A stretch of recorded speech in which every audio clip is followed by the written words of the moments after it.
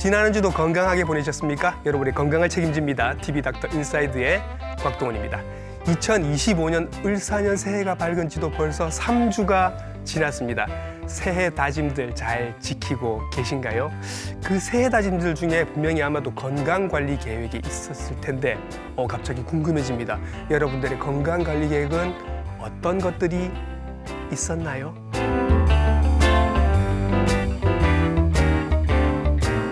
새해 덕담을 나눌 때도 건강하세요, 올해는 더욱더 건강해지세요, 이런 인사말들이 빠지질 않습니다. 혹시라도 아직까지 새해 건강관리 계획을 세우지 않으신 분이 계신다면 저희가 도움을 드릴 수 있을 것 같습니다. 신년맞이 건강관리 계획 TV 닥터 인사이드에서 도와드리겠습니다. 오늘은 이분의 도움을 한번 받아보죠.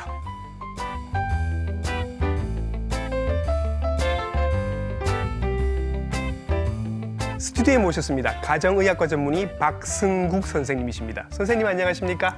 네, 안녕하십니까. 인지대학교 해운대 백병원 가정학과 전문의 박승국입니다. 반갑습니다. 네, 선생님을 모시고 오늘 여러 가지 새해 건강관리 계획에 대해서 여쭤보도록 하겠습니다. 선생님 일단 지금 TV를 보시는 여러분들도 굉장히 많은 상황에 다양하게 처해 계실 것 같습니다. 어떤 분은 지금 항암 투병 중이신 분들도 계실 것이고, 어떤 분들은 지금 수술을 받고 재활을 하고 계시는 분들도 계실 것이고, 고혈압 당뇨약을 계속 드시고 계시는 분들도 계실 겁니다. 각각에 맞춰서 건강관리 계획을 따로 짜는 게 맞겠죠? 네, 현재 이제 질병을 갖고 있다면 그 질병에 이제 해결하는 데 가장 초점을 두는 게 맞을 것 같고요. 만약 그런 특별한 질병이 없고 증상이 없는 상황이라면 뭐 일반적이라면 건강 습관이라고 불리우는 그런 것들이 내가 잘 실천하고 있는지 그런 것들을 확인하는 게 도움이 될 것 같습니다. 오늘 실천할 수 있는 여러 가지 방법들, 확인해야 하는 것들 저희들이 하나하나 다 알려드리도록 하겠습니다. 저도 가정의학과 닥터다 보니 이제 저희들이 가정의학과 교과서를 보면 제일 앞쪽에 나오는 게 알라메다 7이라는 게 있습니다. 선생님, 이게 지금까지도 굉장히 유효한 것 같은데 이게 뭔지부터 좀 설명을 해주시면 좋을 것 같아요. 미국 캘리포니아주 알라메다에서 1965년도에 한 카운티시에 있는 한 6,900명 대상으로 굉장히 많은 사람들 대상으로 이제 건강 설문을 했었습니다. 건강 설문을 하고 한 20년간 추적 관찰을 했는데 그래서 어떤 사람들이 오래 사느냐 이거를 보니까 중요하죠. 그런 습관들 중에서 어떤 사람들이 오래 사느냐 그거를 보니까 이제 7시간에서 8시간의 수면, 그리고 이제 아침 식사를 챙겨 먹는 것, 그리고 간식을 안 먹고 적절한 체중 유지와 운동, 음주를 하신 분, 그리고 담배를 안 피는 분들이 아무래도 오래 사신 거죠. 그래서 특히나 그 7가지 중에 6가지 이상을 채우신 분들은 남자분이라면 11년을 더 살고 여자분들이라면 6년을 더 사는 결과가 있었습니다. 그래서 그 이후로 또 그래서 많은 이제 이런 습관이 오래 사는 데 도움이 되는구나라고 알려져서 연구들이 이제 이어져 있습니다. 1965년도에 나왔던 대규모 연구였는데 이렇게 습관 몇 가지만 바꿔도 수명이 이렇게까지 길어지더라. 이거는 어떤 약을 쓴 효과보다도 좋았다라는 게 이제 알라메다 7이 되는데, 요걸 바탕으로 해서 이제 여러 가지 권고안들이 그 이후로 계속 나오게 됩니다. 오늘 선생님께서 소개해 주실 권고안은 어떤 건가요? 뭐 여러 가지가 있겠지만 새해를 맞이해서 미국 의학협회에서 매년 이제 새해에 추천하는 10가지 이제 건강관리법이 나와 있거든요. 그래서 그거를 한번 오늘 소개해 볼까 생각하고 있습니다. 10가지라고 말씀하셨습니다. 여기 10가지 미국 의학협회에서 매년 추천하는 10가지 방법입니다. 일단 요걸 한번 알고 가보죠, 선생님. 일단 한번 읽어볼게요. 그래서 첫 번째는 좀 더 이제 신체 활동을 하자가 되겠고요. 좀 더 움직이자. 두 번째는 단 음료와 가공식품의 섭취를 줄이자. 그리고 이제 세 번째는 예방 접종을 맞자입니다. 그리고 네 번째가 이제 검진을 받자. 그리고 다섯 번째는 이제 혈압을 확인하자. 그리고 여섯 번째는 당뇨의 위험도를 확인하자. 그리고 일곱 번째가 권장되는 음주를 하자. 그리고 여덟 번째는 의사와 전자담배를 포함한 금연에 대해 상담하자 되겠고요. 아홉 번째는 이거는 물론 이제 미국의 상황에 좀 맞춰져 있는 거지만 마약성 진통제나 항생제를 복용하는 경우 의사의 지시를 따르자 이건데 우리나라 상황에 맞춘다면은 약간 이제 너무 많은 약을 복용한다거나 너무 많은 건강기능식품을 먹는 거를 조금 이제 의사랑 상담해 볼 필요가 있을 것 같고요. 마지막 10번째는 이제 스트레스를 관리하자가 되겠습니다. 뭔가 특별한 게 있을 줄 알았지만 사실 특별하지는 않은데 그때나 지금이나 이런 것들이 굉장히 중요하다라는 얘기가 되겠습니다. 그러면 왜 이렇게 뻔한 걸 자꾸 강조를 할까 하면 이유가 있습니다. 네. 사망 원인들을 보면 그 이유가 드러나는 거죠. 네, 그렇죠. 우리가 결국은 이제 건강 관리를 하는 이유가 아프지 않고 오래 살기 위한 게 되겠는데요. 네. 우리 지금 23년도에 이제 사망 원인을 보면 첫 네. 번째가 암입니다. 네. 첫 번째가 암이기 때문에 아까 그 10가지 중에서 저 암과 연관되는 것들이 뭐 음주나 흡연, 신체 활동이 떨어지는 거, 뭐 그렇죠. 가공식품을 많이 먹는 거 이런 예. 게 저런 거랑 연관이 있을 수 있겠고요. 그리고 두 번째, 네 번째 보시면 이제 심장 질환과 뇌혈관 질환인데 요것들은 이제 고혈압하고 굉장히 좀 연관이 많고 당뇨도 흡연. 중요하고. 네, 그렇죠. 그리고 세 번째가 폐렴입니다. 폐렴 네. 같은 경우는 감염성 질환이기 때문에 네. 이제 사실 저런 감염성 질환을 좀 줄이려면은 예방 접종 같은 것들이 도움이 되거든요. 그렇죠. 그래서 이제 예방 접종 같은 것들이 좀 더 이제 예. 권고되고 있고 예. 그리고 그 밑으로도 당뇨병 그리고 간 질환. 당뇨병은 말 그대로 이제 그런 단 음식 같은 거 많이 먹는 거, 네. 비만과 연관이 있고 간 질환 같은 경우는 아무래도 우리나라면 비형 간염 같은 만성 이제 간염과 관련된 것과 네. 그리고 음주가 우리나라 사람들은 워낙 많이 드시기 때문에 그렇죠. 예. 네. 그래서 저런 것들을 해결하면 이제 거의 그 사망 원인 1에서부터 한 6가지가 이제 많이 네. 줄어들기 때문에 좀 더 예. 오래 살 수 있는데 도움이 될 거라고 생각됩니다. 예, 10가지나 되는 저 뻔한 것들을 자꾸 강조하는 이유가 알고 봤더니 그 높은 사망률들을 일으키는 그 병들을 줄일 수 있는 그 원인들이 다 거기 있었기 때문에 그렇게 지금 강조를 하신 겁니다. 자, 그럼 이제 하나하나 한번 알아보도록 할게요. 저희들이 먹는 식단에 대한 얘기를 좀 해보도록 하겠습니다. 건강한 관리 식단을 관리를 하려면 일단 기본적으로는 어떻게 하는 게 좋을까요? 핵심은 적당히 골고루 맛있지만 해로운 음식을 좀 줄이자 이게 되겠습니다. 적당히 먹고 예, 골고루 먹고 해로운 거를 줄이자. 네. 예, 예. 뻔한 얘기긴 한데 사실 이게 굉장히 중요한 거라서 적당히 골고루 먹고 해로운 음식에 그럼 대해서 한번 얘기를 해보도록 하겠습니다. 사실 뭐 이건 물론 건강에 해로운 거고 예. 우리가 즐겨 찾는 음식들이죠. 맛있기 예. 때문에. 네. 그래서 그런 이제 그 뭐 햄버거나 피자나 뭐 이런 음식들 이런 것들 이제 조금 줄여야 할 것 같고요. 예. 뭐 그런 해로운 음식 중에 좀 대표적으로 들어가는 것 중에 단 음료, 뭐 가공식품 이런 게 있을 텐데 예. 단 음료 같은 경우는 여러분들 잘 아시는 이제 그런 탄산 음료, 네. 콜라, 사이다 뭐 이런 거랑 에이드 예. 그리고 이제 과일 주스 같은 경우도 이제 예. 사실 요즘은 과일들이 너무 달아가지고 네. 그래서 믹서기에 갈아서 먹는 것들은 당을 좀 빨리 올리기 때문에 근데 이제 좀안 좋죠. 100% 뭐 사과, 100% 감귤 이렇게 나오는 것들이 있거든요. 네네. 그런 것들도 위험할 수 있나요? 그렇죠. 그런 것들도 이제 어쨌든 갈아버리면 물론 이제 우리 몸에 흡수하기에 되게 좋게 만들어주긴 한 거지만 예. 이제 그런 식으로 하면은 혈당이 너무 빨리 올라가기 때문에 네. 우리가 혈당 지수라고 이제 좀 이렇게 혈당이 빨리 올라가는 그런 음식 같은 경우는 조금 예. 피하는 게 예, 예. 특히나 당이 높으신 분들한테는 예. 그런 게 좀 도움이 될 것 같습니다. 혈당 지수가 높다라는 거는 혈당이 빨리 올라간다. 네, 섭취했을 때 예. 빨리 올라갈 수 그래서 있어요. 혈당 지수가 낮은 음식 위주로 드시는 네. 게 좋겠다. 혈당 지수가 궁금하시면 요거는 검색해 보시면 쭉 다 나옵니다. 한번 찾아보시고요. 이 혈당이 빨리 올라간다라는 게 이제 흔히 시중에서 얘기하는 혈당 스파이크. 네. 그죠? 예. 요게 빨리 올라가는 거는 좋지 않다. 네. 혈당 지수가 낮은 것 위주로 드시는 게 좋겠다라는 얘기인 거고, 요렇게 혈당 지수가 높고 많이 올리는 음식들이 이제 단 음식들, 그다음에 흰 음식들인 거죠. 네. 흰 쌀밥이나 흰쌀밥. 뭐 밀가루 같은 경우, 라면 같은 그런 면 종류도 많이들 이제 밥, 쌀, 네. 면, 뭐 떡 같은 것들이 다 네. 그런 종류의 음식들이 될 겁니다. 근데 이제 이런 것들 워낙 좋아하시는 분들, 그리고 단 음식도 좋아하시는 분들은 단맛 그래도 어떻게든 좀 어떻게 해보고 싶으셔서 인공 감미료가 들어가는 거 드시는 경우도 네네. 있어요. 제가 그렇습니다. 제가 네. 그래서 뭐 제로 사이다, 제로 콜라 이런 것도 막 먹고 하거든요. 이런 거는 괜찮을까요, 선생님? 사실 의학적 근거로는 네. 뭐 인공 감미료가 이제 특별히 몸에 막 나쁘다 이런 게 나와 있지는 않고요. 네. 다만 그런 감미료를 먹는다는 게 어쨌든 그런 단맛에 내가 이제 적응하게 되는 거잖아요. 네. 그래서 결국은 이제 그런 걸 먹다 보면 다시 좀 찾게 될 확률은 좀 올라가는 것 같습니다. 예를 들어서 예. 제로 콜라를 먹다 보면 그냥 예. 콜라도 예. 상황에 따라서는 이제 보이면 찾게 되는 거죠. 그래서 예. 사실 건강을 위해서라면은 그런 인공 감미료도 조금 피하는 게 예. 좋기는 하지 않을까. 네. 단맛에 대한 의존 자체를 줄이는 게 중요하겠다라는 네, 말씀이신 것 가능하다면. 같습니다. 네. 아, 해야 되겠네. 올해는 저도 그걸 아마 목표로 삼아야 될 것 같습니다. 인공 감미료조차도 없는 음료로 바꾸는 걸로 한번 노력을 해보도록 하겠습니다. 단맛 나는 음료 말고 걱정되는 음료가 또 하나 더 있죠. 술 이야기입니다. 네. 조금 전에 말씀하셨습니다만 한국인이 유독 또 음주량이 좀 많기도 하고 해서 시중에 이제 저희들이 알고 있기로는 그런 겁니다. 각 술에 대한 그 잔으로 뭐 소주면 소주잔, 맥주면 맥주잔, 와인이면 와인잔 이렇게 해서 하루에 2잔까지는 괜찮다. 요게 이제 금과 옥조처럼 지금 퍼져 있는 이야기입니다. 여전히 그게 유효합니까?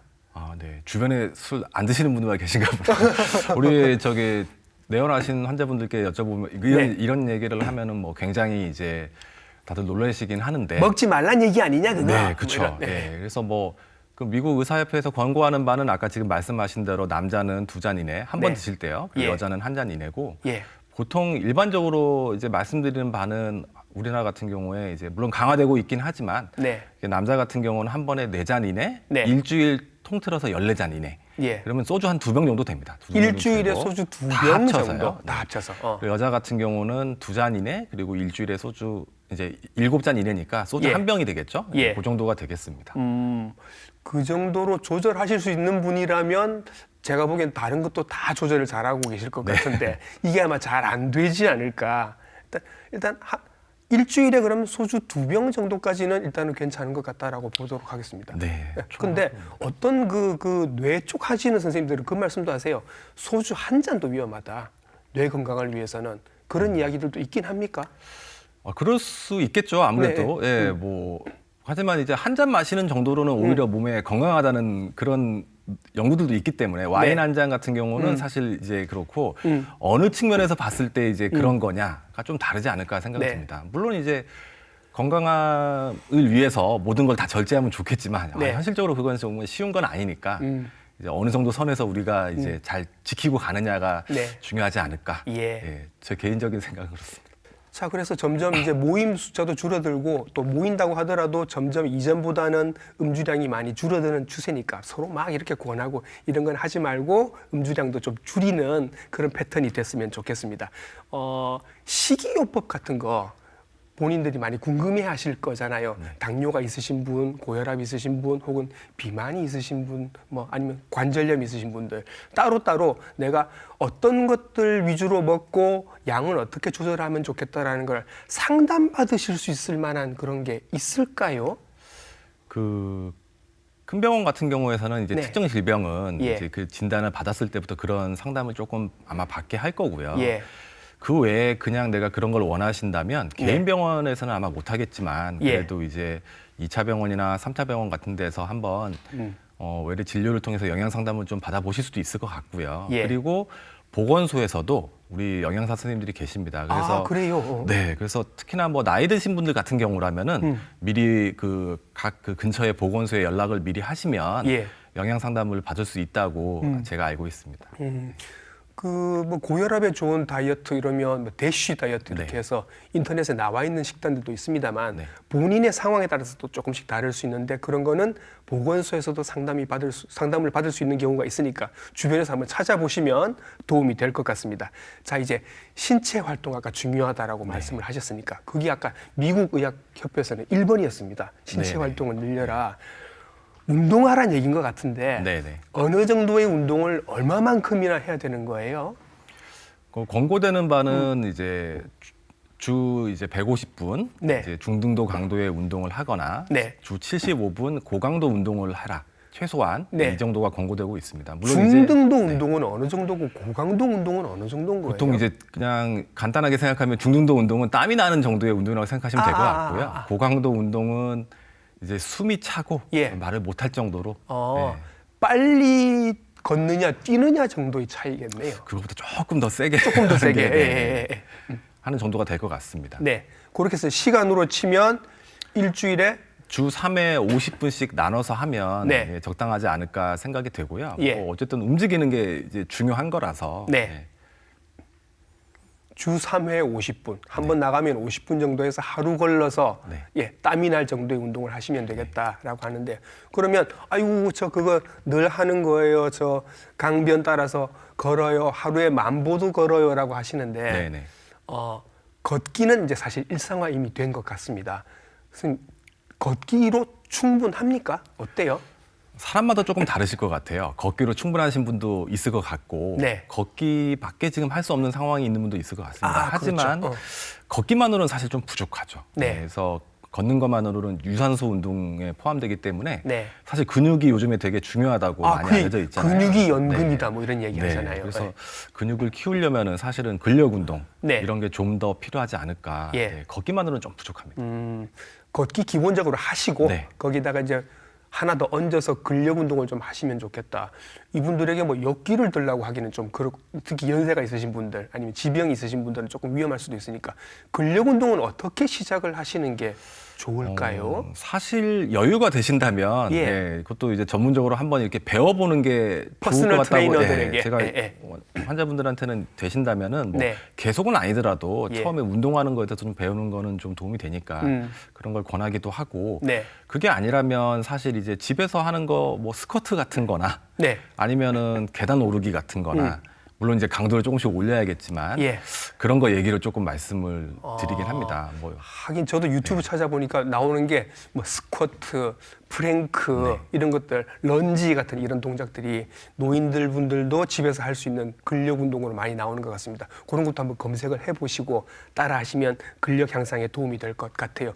걷기나 근력 운동 본격적으로 하신 분들 중에는 내가 근력이 필요하니까 뭐 걷는 게 좋다고 하니까 이렇게 시작하신 분들도 계시겠지만 살을 빼야 되겠다라는 마음으로 시작하신 분들도 굉장히 많으실 것 같은데 연세가 드신 분들도 다이어트가 필요합니까? 노인분들도 사실 이제 다이어트를 하는 게 도움이 된다고 돼 있긴 합니다. 예. 다만 살을 빼면 네. 지방만 빠지는 게 아니고 근육도 같이 빠지기 때문에 노인분들에서는 이제 꼭 살을 빼라 이렇게 권하진 않고요. 예. 매우 심한 비만인 경우에는 그런 걸 좀 해볼 수도 있지만 네. 우리가 과체중이나 1단계 비만 정도라면 사실 꼭 살 빼라고 하진 않습니다. 그래요. 그러면 노인분들에게는 다이어트 약들 요즘 유행하는 거, 뭐 먹는 것도 있고 주사제도 있고 하던데 그런 약들은 노인분들에게는 잘 안 쓰시나요? 쓸 수도 있긴 한데요. 아까도 말씀드렸지만 심한 비만인 경우에 이렇게 쓸 수도 있죠. 쓸 수도 있긴 하지만 이제 그런 위험 인자, 예를 들어서 아까 노인분들 중에서는 노쇠하거나 그러신 분들은 네. 체중을 뺐을 때 근육이 빠져서 더 그 노쇠화가 더 심해지거나 예. 아니면은 골밀도가 약해져가지고 살을 뺀 상태로 오래가면 노인분들은 이제 골절 같은 게 좀 더 오기도 한다. 그렇죠. 이런 논문도 있거든요. 그렇기 예. 때문에 상황에 맞춰서 예. 만약 이제 정말 건강하신 노인분이라면 근육도 많고 다만 좀 지방이 많다. 그러면은 그런 약을 좀 쓰는 거를 고려해 볼 수 있겠지만 예.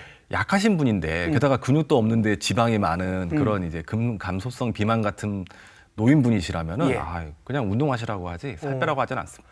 하긴 젊은 여성들도 다이어트 굉장히 네. 열심히 하신 분들은 골다공증이 빨리 온다고 제가 들은 것 같습니다. 노인분들도 당연히 그럴 것 같고 그러면 노인분들이 근육을 유지하기 위해서는 지금보다 단백질을 조금 더 드셔야 한다는 얘기도 들은 것 같습니다. 맞나요? 네, 맞습니다. 그래서 일반적으로 권고되는 거는 이제 뭐 그 영양학회에서 권고되는 바는 간단하게 말하면 하루에 한 60g, 남자는, 여자는 50g이고요. 예. 몸무게로 따진다면 킬로그램당 1g 정도의 단백질을 섭취하라고 예. 권고되고 있습니다. 그래서 물론 이제 더 좀 늘리려면 조금 더 먹어도 괜찮긴 한데 네.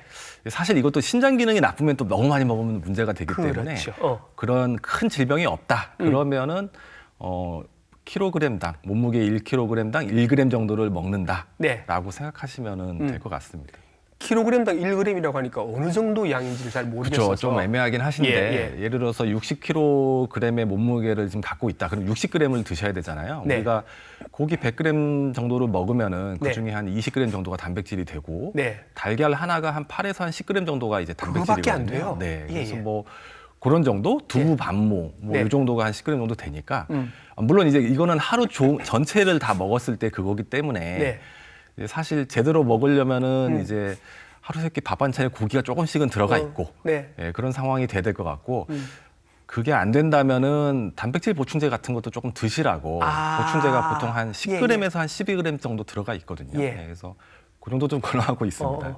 고기를 또 유난히 소화를 잘 못하시는 분들이 계셔서 그런 분들은 단백질 보충제를 젊은 분들 왜 근육 키울 때 쓰는 그런 단백질 보충제를 드시는 것도 방법이 되겠네요. 좋은 방법인 것 같습니다. 네, 자, 그다음에 아까 10가지 중에 또 빠지지 않는 게 있었죠. 담배에 대해서는 반드시 의사와 상의하라. 미국이라서 그런 것 같습니다. 우리는 뭐 그 금연에 대해서 상담할 수 있는 곳들이 여러 군데가 있는데 최근에는 이제 담배를 피우다가 전자담배로 옮겨가신 분들이 꽤 있으신 것 같습니다. 전자담배는 안전합니까, 선생님? 안전하다는 게 조금 애매하긴 한데요. 네.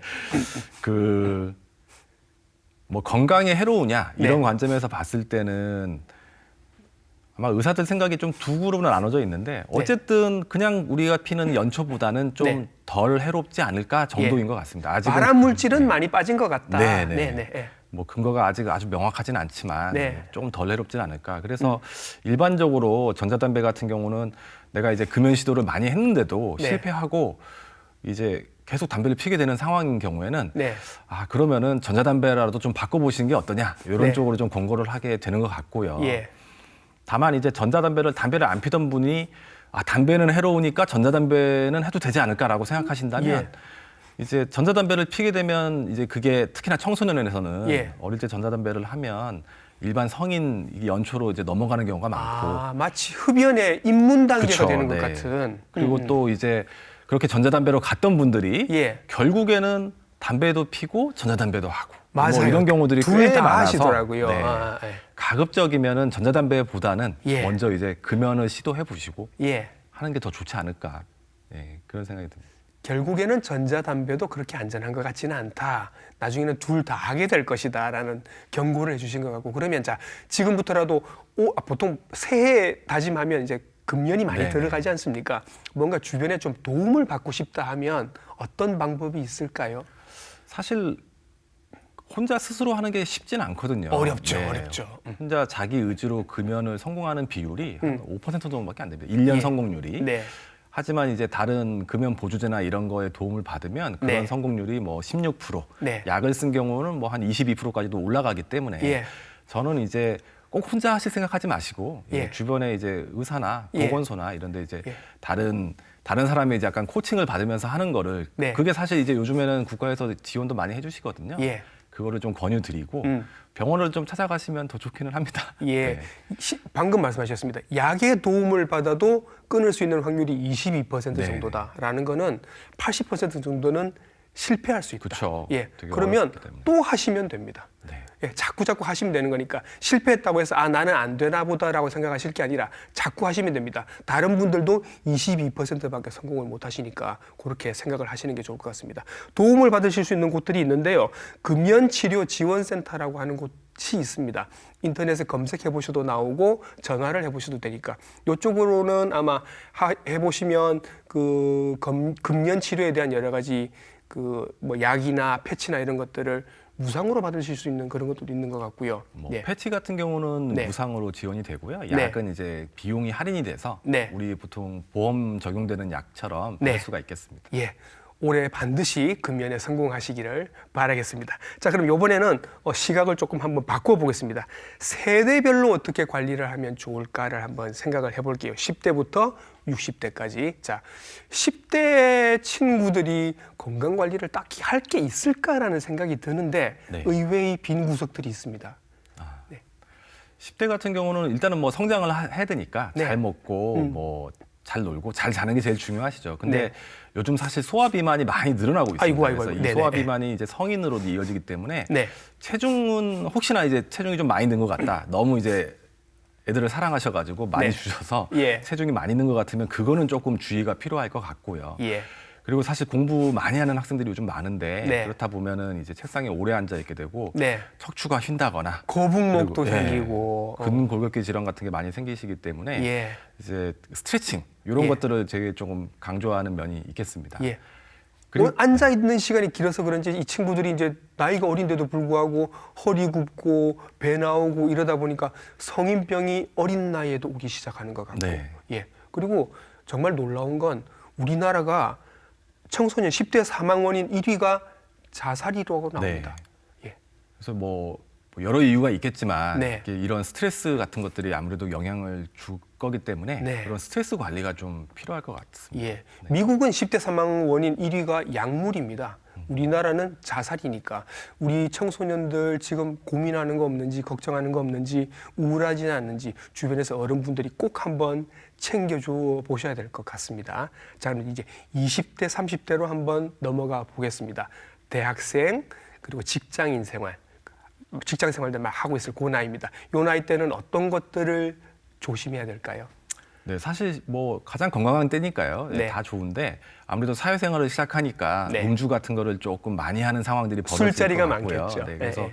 가끔 그런 사건이 일어날 수가 있을 것 같고 그래서 네. 그게 좀 조심이 필요할 것 같고 예. 그다음에 여러 가지 운동들을 시도하고 더구나 젊기 때문에 이제 약간 좀 스릴 넘치는 그런 예. 익스트림 스포츠 같은 걸 요즘 많이 하는 것 같습니다. 예. 그래서 다만 이제 그러다가 다치는 경우들이 꽤 많아서 많죠. 안전에 대한 어떤 그런 대비를 잘하고 예. 그런 거를 하시는 게 필요할 것 같고 여행도 많이 다니실 텐데 이제 예방 접종 같은 경우에 뭐 A형 간염 예방 접종 같은 거나 그리고 이제 단체 생활 같은 것에는 이제 수막구균 예방 접종 같은 것들을 예. 맞아 두시면은 네. 도움이 될 것 같고요. 네. 젊은 나이 때 검진으로는 이제 성경험이 있는 경우에 자궁경부암 검진 같은 경우는 20대부터 3년에 한 번 정도 권유되니까 네. 여성분들은 그런 거를 이제 한 3년에 한 번 정도는 한번 확인해 볼 필요가 있겠습니다. 알겠습니다. 자, 다칠 수 있다는 거 조심하시고 자 이제 40, 50대로 넘어갑니다. 본격적으로 병이 막 생기는 연령대입니다. 검사를 많이 하셔야 될 것 같아요. 네. 그 뭐 40, 50대는 사실 그 앞서 말했던 그런 좋은 건강 습관 같은 거를 유지하는 거를 좀 지속하셔야 될 것 같고 네. 특별한 증상이 없더라도 네. 이제 그런 검진 같은 거를 좀 이제 받아볼 나이가 되는 것 같습니다. 그렇죠. 예, 그래서 이제 그런 비만과 관련된 혈압이나 뭐 당뇨나 고지혈증 이런 거 이런 검사랑 그리고 암과 관련된 검사들도 그 나이 때는 이제 시작을 해야 되거든요. 그렇죠. 예, 그래서- 이때 발견해야 조기에 발견하는 거니까. 그렇죠. 네네. 네. 그래서 뭐 암 같은 경우는 우리 국가에서 권고하고 있는 네. 뭐 그런 위암, 대장암, 유방암, 뭐 자궁경부암 이런 네. 거랑 그리고 위험 인자가 있는 경우에도 권고되는 암들인 이제 간암이라든가 폐암 그렇죠. 같은 경우는 반드시 받는 게 좋을 것 같고요. 네. 그 외 암들도 사실 뭐 꼭 권고되는 거는 아니지만 위험 인자에 따라서 뭐 예. 가족력이 있다거나 또는 예. 뭐 흡연 같은 걸 하신다면 특히나 네. 뭐 혈관 질환 같은 것들이 있을 수가 있으니까 의사와 상담해서 뭐 몇 가지를 더 추가해서 받아보실 수도 있을 거라고 생각합니다. 40, 50대는 특별히 이제 건강 검진을 많이 받아야 되는 연령대인 것 같습니다. 자, 60대로 이제 한번 넘어가 보겠습니다. 병이 정말로 많이 생기는 네. 나이죠.